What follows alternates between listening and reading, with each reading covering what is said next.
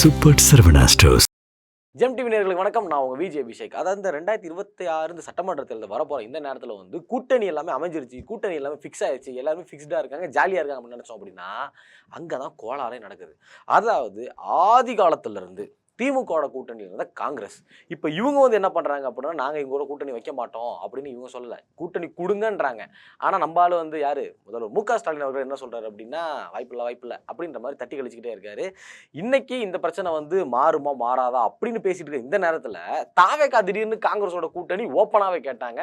இப்போ இவங்க மாறுவாங்களா மாற மாட்டாங்களா அப்படின்றது தான் இப்போ இங்கே இருக்கிற எல்லாரோட ஒரு பிரச்சனையாக இருக்குது. அது மட்டும் இல்லாமல் ராகுல் காந்தி அவர்கள் மார்ச் 5ஆம் தேதி வந்து தமிழகத்துக்கு வரப்போகிறதா, அதாவது தேர்தல் பரப்புரைக்கு வரப்போகிறதா சொல்லியிருந்தாரு. இப்போ அவரும் வந்து டேட்டை தள்ளி வச்சிருக்காரு. கனெக்ட் ஆகுமோ சந்தேகம் வருதுல்ல, அந்த சந்தேகத்தை கிளியர் பண்ணுறதுக்காகவும், அதாவது இப்போ வந்து காங்கிரஸ் வந்து விஜயிட சேர்ந்துட்டா யாருக்கு வந்து சக்தி அதிகமாக இருக்கும், யாருக்கு ஓட்டு பவர் அதிகமாக இருக்கும் அப்படின்றதையும் இந்த வீடியோவில் நான் டீட்டெயிலாக சொல்ல போகிறேன். ஸோ அதை பற்றி நீங்கள் தெரிஞ்சுக்கணும் அப்படின்னா இந்த வீடியோ ஃபுல்லாக பாருங்கள். நான் உங்கள் விஜய் அபிஷேக், இது நம்ம ஜெம் டிவி.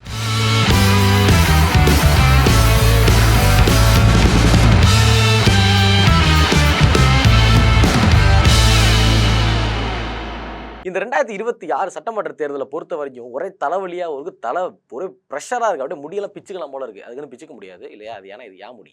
அதை வந்து பார்த்தோம் அப்படின்னா, இப்போ இந்த எலெக்ஷனில் வந்து எப்பவுமே 2 முனை போட்டிகள், அதாவது திமுக இன்னொன்று அதிமுக அப்படின்ற நேரத்தில் திடீர்னு வந்து தாவேகா போட்டியாக வந்து திமுகவுக்கும் தாவேகாவுக்கும், தூய சக்திக்கும் தீய சக்திக்கும் அப்படின்னு சொல்லி அவர் ஒரு போட, அதுக்கப்புறம் அதிமுக நாங்கள் என்னடா எங்களை பார்த்தா எப்படா இருக்குது அப்படின்னு அவங்க கேட்க, இதுக்கப்புறம் தம்பி நாங்கள் ஆட்டத்துக்கு வரோம் அப்படின்னு சொல்லி நாம் தமிழர் வர 2 முனை போட்டியாக இருந்தது இப்போ 4 முனை போட்டியாக வந்து மாறி இருக்குது. எல்லாருக்குமே ஓட்டு வங்கி வந்து ஓரளவுக்கு சமமாக இருக்குன்னு சொல்ல மாட்டேன் சத்தியமாக. யாருக்கு அதிகமாக இருக்குன்னு நமக்கு தெரியும், யாருக்கு கம்மியாக இருக்குன்னு நமக்கு தெரியும் இல்லையா. ஆனால் வந்து இந்த வாட்டி நடந்த மாநாட்டில் வந்து நாம் தமிழர் கட்சி வந்து அவங்களோட பவர் வந்து காட்டியிருக்காங்க. அவங்களுக்கும் இவ்வளோ ஓட்டு இருக்கா அப்படின்னு சொல்லி எல்லாருமே எதிர்பார்த்துட்டு நானும் ஸ்டன் ஆகிட்டேன். நான் பார்த்துட்டு இவ்வளோ ஓட்டு இருக்காங்களா தமிழ் தேசியத்துக்கு அப்படின்ற மாதிரி ஒரு மாதிரி ஸ்டன் ஆகிட்டேன். இப்போ இந்த நேரத்தில் வந்து பார்த்தோம் அப்படின்னா காங்கிரஸுக்கும் திமுகவுக்கும் ஒரு சண்டை ஒன்று நடந்துகிட்டு இருக்கு. என்னன்னு பார்த்தீங்க அப்படின்னா, இந்த முறை வந்து திமுக என்ன சொல்லிட்டாங்க அப்படின்னா, ஆட்சியிலையும் பங்கு கிடையாது, அதிகாரத்திலையும் பங்கு கிடையாது அப்படின்றத அவங்க சொல்லிட்டாங்க. ஒன்லி வந்து ஆட்சி ஆதரவு கொடுங்க, நாங்கள் ஆதரவு உங்களுக்கு திருப்பி கொடுப்போம் அப்படின்ற மாதிரி ஆதரவு மட்டும் கொடுப்பேன்றாங்க. ஆனால் வந்து காங்கிரஸ்லேருந்து என்ன கேட்குறாங்க அப்படின்னா, எங்களுக்கு வந்து ஆட்சியிலையும் பங்கு வேணும், அதிகாரத்துலையும் வேணும், அது ஆட்சியிலையும் பவர் வேணும், அதிகாரத்துலையும் வேணுன்றது, அதாவது அமைச்சரவை வேணும், அது அமைச்சர் எங்களுக்கு வேணும் அப்படின்னு சொல்லி அவங்க ஒரு சைடு கேட்குறாங்க. ஆனால் எங்கிட்டு வந்து வாய்ப்பே கிடையாது அப்படின்றத இவங்க வந்து ஸ்ட்ராங்காகவே சொல்கிறாங்க.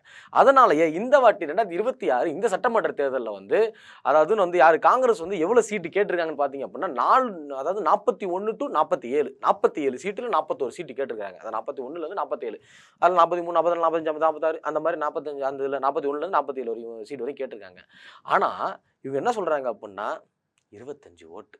அதாவது இந்த கந்தசாமி படத்தில் தேங்காய் எவ்வளோ கேட்டால் 6 ரூபாய்ன்றப்ப 2 ரூபாய் 3 ரூபாய் அப்படிமாங்கள, அந்த மாதிரி இவங்க 47 கேட்டதுக்கு 25 ஓட்டு, 25 தொகுதி கொடுக்குறோம் அவ்வளோதான் அப்படின்னு சொல்லி அப்படி முடிச்சிட்டாங்க. இது 2023 வந்து பார்த்தீங்க அப்படின்னா இதே மாதிரி தான் அவங்களும் கோட் பண்ணாங்க, 40 தொகுதி கோட் பண்ணாங்க. அப்போ வந்து திமுக எவ்வளோ கொடுத்துருக்காங்கன்னு பார்த்தீங்கன்னா அதே 25 தான் கொடுத்தாங்க. அந்த 25ல் வந்து 18 சீட்டு வந்து இவங்க ஜெயிச்சு கொடுத்துருக்காங்க. இப்போதே காங்கிரஸ் வந்து இப்போ 47 சீட்டு கேட்குறாங்க. அதான் இவங்க என்ன சொல்கிறாங்க, 25 அப்படின்றாங்க. வேணா மேலே 2 போட்டு அதாவது 27 கொடுக்கலாம் அப்படின்னு சொல்லி இப்போ அவங்களோட முடிவு வந்து என்னவா இருக்குது, திமுக வருது அப்படின்னா 27 அதில் தான் இருக்குது. ஆனால் இந்த சீட்டை விட்டுருங்க, தொகுதியை விட்டுருங்க, எங்களுக்கு வந்து ஆட்சியிலையும் பங்கு வேணும், அதிகாரத்திலையும் பங்கு வேணும் அப்படின்னு சொல்லி அவங்க ஒரு பாலிசியை ஸ்ட்ராங்காக வச்சுருக்காங்க. ராகுல் காந்தியோட பாலிசியும் இதுதான். அதாவது நமக்கு வந்து ஆட்சியிலையும் பங்கு, அதிகாரத்திலையும் பங்கு வேணும். இந்த மாதிரி அது என்ன ஆட்சி ஆதரவுன்றதுக்கு ஒரு ஃபுல் ஸ்டாப் வச்சே ஆகணும். இந்த வாட்டி எங்களுக்கு ஒரு முடிவு வேணும் அப்படின்றதுல அவர் ஸ்ட்ராங்காகவே இருக்கார். ஆனால் ஒரு மு.க.ஸ்டாலின் வாயை திறப்பாரா?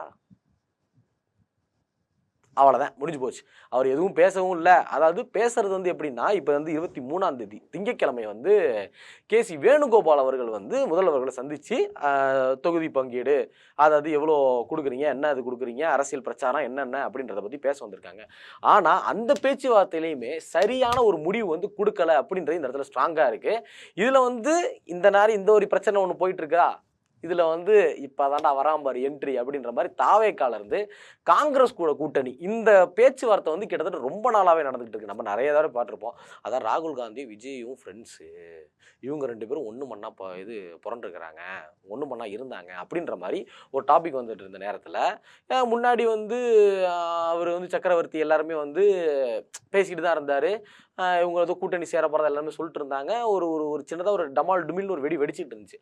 ஆனால் அந்த வெடி இப்போ வந்து சின்ன சின்ன வெங்காய வெடியாக வெடிக்கல, இது வந்து ஒரு பேப்பர் ஷாட்டாகவே வந்து வெடிச்சிருச்சு அப்படின்னு சொல்லலாம். கோவாட பிரசிடென்ட் கிறிஸ் ஜோண்டர் அவரு வந்து என்ன சொல்லியிருக்காரு அப்படின்னா, ஓப்பனாகவே ப்ரெஸ்ஸை பார்த்து தாவேக எங்களை ஓப்பனாக கூப்பிட்டுருக்காங்க, கூட்டணி கூப்பிட்டுட்டாங்க.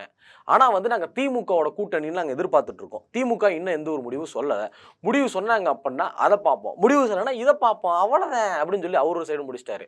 ஆனால் வந்து இவங்களுக்கு பொறுத்தவரை இப்போ வந்து இவங்களுக்கு என்ன தேவைப்படுது அப்படின்னு பார்த்தோம் அப்படின்னா, கண்டிப்பாக ஆட்சியிலையும் பங்கு, அதிகாரத்திலும் பங்கு. ஏன்னா தாவேகா தரப்பிலும் விஜய் அவர்கள் என்ன சொல்லியிருக்காருன்னு பார்த்தீங்க அப்படின்னா, எங்களோட வர கட்சிகளுக்கு வந்து ஆட்சியிலையும் பங்கு, அதிகாரத்திலையும் பங்குன்றதை அவர் ஓப்பனாகவே சொல்லிட்டாரு.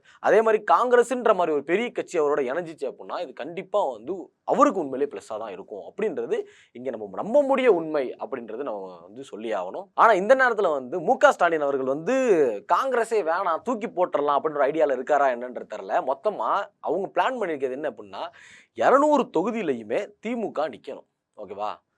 மொத்தம் 234 தொகுதியிலையும் 200 தொகுதி திமுக நிற்கணும், அதில் 118 ஜெயிக்கணும், அவங்க வந்து நிற்கணும். அதுதான் இப்போ அவங்களோட பிளான்.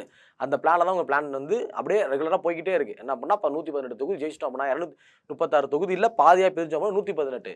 இவங்க சுயேட்சையாக அதான் தனிப்பெரும்பான்மை அப்படின்னு சொல்லுவாங்க. இந்த தனிப்பெரும்பான்மையில் வந்து 118 ஜெயிச்சிட்டாங்க அப்படின்னா நாங்கள் அதான்டா அவ்வளோதான் திமுக தான் அப்படின்ற மாதிரி அவங்க அந்த மைண்ட் செட்டில் இருக்காங்க. ஆனால் காங்கிரஸ் இல்லாமல் இது வந்து சாத்தியப்படுமா அப்படின்னு பார்த்தோம் அப்படின்னா சத்தியமாக டவுட்டு தான். ஏன் அப்படின்னா இப்போ வந்து மு.க. ஸ்டாலின் அவர்கள் என்ன தைரியத்தில் இருக்காரு அப்படின்னா, 5000 ரூபா போட்டோம் ஓட்டு வந்துடும், லேப்டாப் கொடுத்துட்டோம் ஓட்டு வந்துடும், மாதம் 1000 ரூபா போட்டோம் ஓட்டு வந்துடும், வேற என்ன பண்ணாரு, நிறையா பண்ணாரு, ஆனால் எனக்கு தெரில, மன்னிச்சிருங்க. அதாவது இப்போ லாஸ்ட்டாக நடந்த சொல்கிறேன். ஏன்னா அந்த எலெக்ஷன் வர டைமில் வந்து திடீர்னு பார்த்தா லேப்டாப் கொடுத்தாங்க. சப்பு எங்கள் அம்மாலாம் வந்து அலறிடுச்சு, எவனா 5000 ரூபா போட்டான்டா அக்கௌண்ட்டுக்கு அப்படின்ட்டு எங்கள் அம்மாலாம் மிரண்டுருச்சு. அதுக்கப்புறம் யூடியூப் வந்து பார்த்தா தான், எல்லாருக்கும் வணக்கம், இன்னைக்கு எல்லா மகளிரோட ஃபோனுக்கும் 5000 ரூபா பணம் வந்திருக்கும் அப்படின்ற ஒரு வீடியோ பார்த்தா நல்லா ஷாக்கு. ஆடாடா என்னடா அது திடீர்னு பார்த்தா எலெக்ஷனுக்கு பணம் கொடுக்குறத ஓப்பனாக கொடுத்ததை வந்து சத்தியமாக இப்போ தான் நான் பார்க்குறேன். டேய், அதாவது எல்லாரும் எலெக்ஷனுக்கு வந்து தெரியாமல் இப்படி இப்படி சைடில் கொடுக்குறது அந்த மாதிரிலாம் கொடுத்து நான் பார்த்துருக்குறேன். ஓப்பனாக எல்லாரோட அக்கௌண்ட்டுக்கும் வீடியோ போட்டு 5000 ரூபா பணம் போட்டுருங்க, ஓட்டு நமக்கு போட்டுருங்க அப்படின்னு போட்டது வந்து சத்தியமாக நான் இப்போ தான் பார்க்குறேன். அது வந்து யூஸ்ஃபுல்லாக தான் இருக்குது, எல்லாருக்கும் பிரச்சனை இல்லை. அது வந்து நல்லா பயன்படுது, எங்கள் வீட்லேயும் பயன்பட்டுச்சு. அதனால் வந்து ஒன்றும் பிரச்சனை இல்லை. 5000 ரூபா நல்லா தான் வந்துச்சு. அவருக்கு ஓட்டு போடுறதுக்கு வந்து 5000 ரூபா போடுறேன், நான் ஓட்டு போடலை, மக்கள் போட்டதுக்கு பண்ணிட்டாரு அப்படின்னு சொல்லலாம். அதாவது வந்து இப்போதைக்கு அவங்க என்ன சொல்கிறாங்க அப்படின்னா, 200 தொகுதியில் அவங்க நின்று 118 தொகுதி அவங்க ஜெயிச்சிருவோம் அப்படின்னு சொல்றாங்க. இதுவே வந்து 2021 எலெக்ஷன்ல வந்து பார்த்தோம் அப்படின்னா திமுக வந்து கிட்டத்தட்ட 55 தொகுதி வந்து தோத்துருக்காங்க. இப்போ காங்கிரஸோட நிலைப்பாடு என்ன அப்படின்னா, ஆல்ரெடி 25 சொல்லியிருக்கீங்க, ஆல்ரெடி ஒரு 55 தோத்துருக்கிறீங்க நீங்க முன்னாடி, அந்த இடத்துல எங்களை நிக்க வச்சு பாருங்க, நாங்க ஜெயிச்சு காட்டுறோம் அப்படின்னு சொல்லி காங்கிரஸ் ஒரு இடத்துல வைக்கிறாங்க. ஆனா திமுக நோ நோ நோ, அவங்களோட ஸ்டேட்மெண்ட் வந்து அவங்க என்ன ஐடியாவில் இருக்கிறாங்கன்றதே புரியலை. அதாவது வந்து இப்போ கட்சிகள் வேற நிறைய சேர ஆரம்பிச்சு, தேமுதிகலாம் அதிசயமாக போய் சேர்ந்துருக்காங்க. அன்றைக்கெல்லாம் மழை அடிச்சுட்டு ஊற்றுன்னு நினச்சேன், மழை பெய்யலை. இவங்க இந்த ஊரில் இருந்தால் எப்படி பெய்யும் அப்படின்ற மாதிரி மழையே பெய்யலை தேமுதிக வந்து கூட்டணி போட்டப்போ. இப்போ இதே மாதிரி போயிட்டு இருக்கிறப்போ கண்டிப்பாக வந்து 200 தொகுதி இவங்க போட்டு 34 தொகுதியை வந்து சரி மாதிரியாக பிரித்து கொடுத்துருவாங்க. விசிகாவுக்கு, தேமுதிகவுக்கு, அந்த மாதிரி எல்லா கட்சிக்குமே வந்து அங்கே கூட்டணியில் என்னென்ன கட்சி இருக்காங்களோ எல்லா கட்சிக்குமே பிரித்து கொடுத்துருவாங்க. வைகோவோட கட்சி எல்லா கட்சிக்குமே பிரித்து கொடுக்கறதுக்கு அதிகமாக வாய்ப்பு இருக்குது. இது வந்து ஒரு ஸ்ட்ராட்டஜி தான் வச்சுக்கோங்களேன். ஆனால் காங்கிரஸ் கிட்ட இவங்க பகிச்சுக்கிட்டாங்க அப்படின்னா இவங்களுக்கு வந்து நிறைய ஓட்டு வந்து கண்டிப்பாக கம்மியாகும். கிட்டத்தட்ட காங்கிரஸ்கிட்ட மட்டுமே 12% 20% ஓட்டு காங்கிரஸ் கிட்ட கண்டிப்பாக இருக்குது. அது மட்டும் இல்லாமல் அவங்க கிட்ட வந்து அந்த தொண்டரோட பவர், அந்த தொண்டரோட அந்த ஒரு நம்பிக்கையான தொண்டர்கள் அப்படின்னு சொல்லுவாங்கல்ல, அந்த மாதிரி தொண்டர்கள் வந்து காங்கிரஸில் அதிகமாகவே இருக்காங்க. அப்படின்றப்போ ஒரு 15 to 20% வந்து இவங்க விடுவாங்களா அப்படின்னு பார்த்தோம் அப்படின்னா, விட்டாங்க அப்படின்னா அது திமுகவுக்கு தான் பெரிய லாஸ். இப்போ அதே நேரத்தில் இப்போ திமுகவை விட்டுட்டு அதாவது தாவேகாவும் காங்கிரஸ் வந்து கூட்டணி போட்டாங்க அப்படின்னா அது எந்த மாதிரி இருக்குன்றதை நான் சொல்கிறேன். அதாவது 2024 எலெக்ஷனில் அதில் வந்து பார்த்தோம் அப்படின்னா காங்கிரஸ் வந்து கிட்டத்தட்ட 10.8% வந்து அவங்க எடுத்திருக்காங்க, வின் பண்ணியிருக்காங்க. இப்போ தாவேகால இருக்கிற பவர் வந்து பார்த்தோம் அப்படின்னா கிட்டத்தட்ட 15 to 22% வந்து அவங்கள்ட்ட இருக்குது. ஏன் அப்படின்னா திரைக்கவர்ச்சியாக இருந்தாலும் அவர் ஒரு நடிகராக இருந்தாலும் அனைத்தையும்ன்றதை தாண்டி நிறைய யங்ஸ்டர்ஸோட ஓட்டு வந்து அவர் கண்டிப்பாகவே இருக்குது. அதனால் 15 to 25% வந்து அவருக்கு ஓட்டு வரதுக்கு அதிகமாகவே வாய்ப்பு இருக்குது. இதனால இது ரெண்டுத்தையும் ஈக்குவல் பண்ணி பார்த்தோம்னு வச்சுக்கோங்களேன், கண்டிப்பாக 35% வந்து அவங்க வரத்துக்கு அதிகமாகவே வாய்ப்பு இருக்குது. யார் அப்படின்னா காங்கிரஸ் தாவேகா ஒன்று சேர்ந்தாங்க அப்படின்னா. இதே நேரத்தில் நம்ம தென் மாவட்ட சைடு போய்க்குவோம்.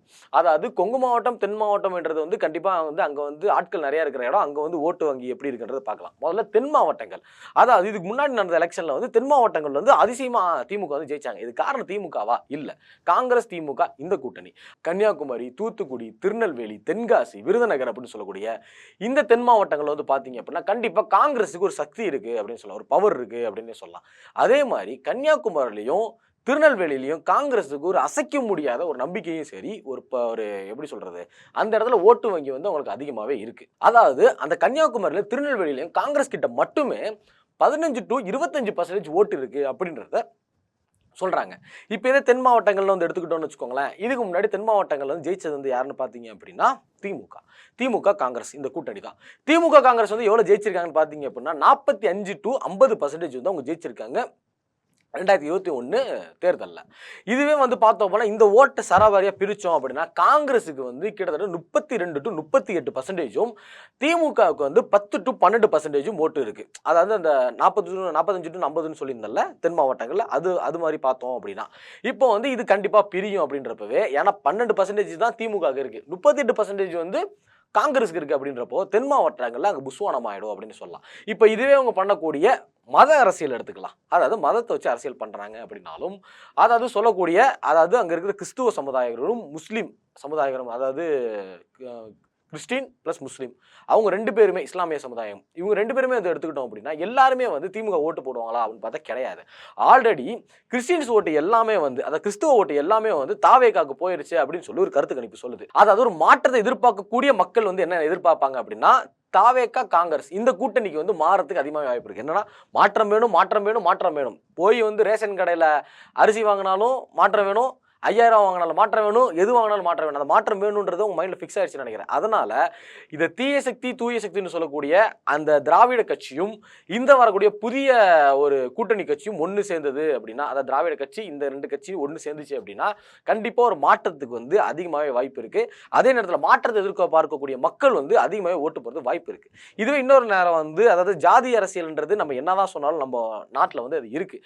அப்படி பார்த்தோம் அப்படின்னா தென் மாவட்டங்களில் வந்து மொத்தமாக 3 வரியாக பிரிக்கலாம். ஒன்று வந்து நாடார் சமுதாயத்தோட ஓட்டு, ரெண்டாவது வந்து பார்த்தோம் அப்படின்னா தேவர் சமுதாய ஓட்டு, இன்னொன்று தலித் சமுதாய ஓட்டு. நாடார் சமுதாயத்தோட ஓட்டு வந்து அங்கே விழுகுது அப்படின்னா, அதாவது திமுக விழுகுமா அப்படின்னு பார்த்தோம்னா அதுவுமே பெரிய ஒரு சந்தேகம் தான். இது வந்து காங்கிரஸ் தாவேகா விழுகிறதுக்கு அதிகமாக வாய்ப்பு இருக்குது, அங்கே நிற்கக்கூடிய வேட்பாளர் அந்த மாதிரி. அதே மாதிரி தேவர் சமுதாயத்தோட ஓட்டு வந்து கண்டிப்பாக எங்கே போகும்னு பார்த்தீங்க அப்படின்னா அதிமுக, அதாவது மன்னார்குடி ஃபேமிலின்னு சொல்லுவாங்க, டிடி விதிநகரன் அவர்கள் அவங்ககிட்ட போயிடும், அதை சொல்றாவே. அதுக்கப்புறம் கீழே வந்து பார்த்தோம் அப்படின்னா தலித் சமுதாயத்தோட ஓட்டு வந்து பிசிகாவுக்கு போகும். இந்த மாதிரி சராமாரியா பிரிக்கிறப்போ திமுகவுக்கு வந்து வெற்றி வாய்ப்பு வந்து ரொம்பவே கம்மி அப்படின்னு தான் சொல்லலாம். இந்த மாதிரி பார்த்தோம் அப்படின்னா கண்டிப்பா திமுகவுக்கு வந்து கண்டிப்பா ஆப்பு நிச்சயம் அப்படின்ற மாதிரி இப்ப சொல்றாங்க. இப்போ வந்து இவர் வந்து ஏதோ ஒரு மெதப்புல வந்து நம்ம வந்து 200 தொகுதி நிக்கிறோம், 118 ஜெயிக்கிறோம், ஆட்சியில் உட்காரோம் அப்படின்ற மைண்ட் செட்டில் அவங்க இருக்காங்க. ஆனால் தமிழகத்தை பொறுத்த வரைக்கும் என்றைக்குமே கூட்டணி எந்த மாதிரி இருக்கோ அந்த மாதிரியே தான் வெற்றி அமையும் அப்படின்றது வந்து ஒரு மறக்க முடியாத உண்மை. அதனால் கொஞ்சம் ஆணவத்தில் ஆடுறது வந்து கொஞ்சம் நிப்பாட்டிட்டு வந்து கொஞ்சம் கம்முன்னு இருந்தாங்க அப்படின்னா நல்லாயிருக்கும். ஆனால் காங்கிரஸ் வந்து கண்டிப்பாக திமுக ஓட்டு பிரிஞ்சது அப்படின்னா ஓட்டு சராமாரியாக பிரியும். ஏற்கனவே தாவேக்கா வந்ததுனால ஓட்டு கண்ணாமுன்னான்னு பிரிஞ்சிருக்கு. காங்கிரஸ் தனியாக வந்துட்டாங்க அப்படின்னா ஓட்டு வந்து டமால் டுமில்னு பிரியும், அப்புறம் டுமால் டமில்னு ஆயிரும் திமுக. இது மட்டும் வந்து ஒரு உண்மையான கருத்து. அதனால் வந்து பார்த்தோம் அப்படின்னா இப்போ இந்த திமுக காங்கிரஸ் கூட்டணியில் இருக்காங்க, இல்லை அவங்க இருக்கிறாங்க, இப்போ வரைக்குமே அவங்க இருக்கிற மாதிரி இருக்கு. ஒருவேளை தாவேக்கா காங்கிரஸ் கூட்டணி சேர்ந்தது அப்படின்னா வெற்றி வாய்ப்பு யாருக்கு இருக்கும்? தாவேக்கா காங்கிரஸ் சேர்ந்துச்சு அப்படின்னா அவங்க ஜெயிப்பாங்களா இல்லை திமுக தான் ஜெயிப்பாங்களா அப்படின்றத மறக்காம கமெண்ட்ல கமெண்ட் பண்ணிட்டு போங்க. இந்த மாதிரியான இன்ஃபர்மேஷன்லாம் தெரிஞ்சுக்கணும் அப்படின்னா மறக்காம நம்ம ஜெம் டிவியை சப்ஸ்கிரைப் பண்ணுங்க.